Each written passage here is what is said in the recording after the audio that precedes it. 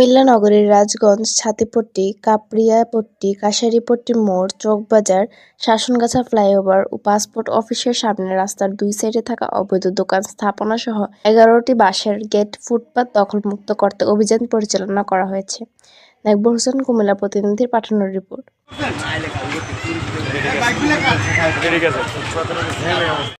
রবিবার ১৯ জানুয়ারি বেলা ১১টা থেকে জেলা প্রশাসন ও সেনাবাহিনীর কুমিল্লা সদর ক্যাম্পের যৌথ উদ্যোগে এ অভিযান পরিচালনা করা হয়।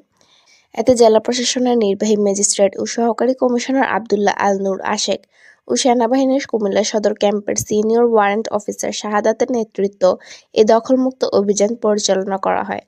এতে সহযোগিতা করেন কুমিল্লা সিটি কর্পোরেশন ও কোতোয়ালী মডেল থানা পুলিশ। নির্বাহী ম্যাজিস্ট্রেট ও সহকারী কমিশনার আবদুল্লাহ আল নূর আশেক জানান, জনগণের চলাচল বিঘ্ন করে ফুটপাত দখল করে রাখে ব্যবসায়ীরা। বারবার সতর্ক করার পরও তারা ফুটপাত ছেড়ে দেননি। তারই প্রেক্ষিতে আজ ফুটপাত দখলমুক্ত করার অভিযান পরিচালনা করা হয়। তিনি আরও জানান, কুমিল্লা নগরবাসীকে যেন সুন্দর একটা নগরী উপহার দিতে পারি, সেজন্য আমাদের এই যৌথ প্রচেষ্টা। ভবিষ্যতে শহরের কোনো ফুটপাত দখল করে দোকানপাট বসানো ও দোকানের মালামাল এবং রাস্তা দখল করে গেট করে রাখার ব্যাপারে কঠোর হুঁশিয়ারি দেওয়া হয়েছে। আমাদের এই অভিযান অব্যাহত থাকবে।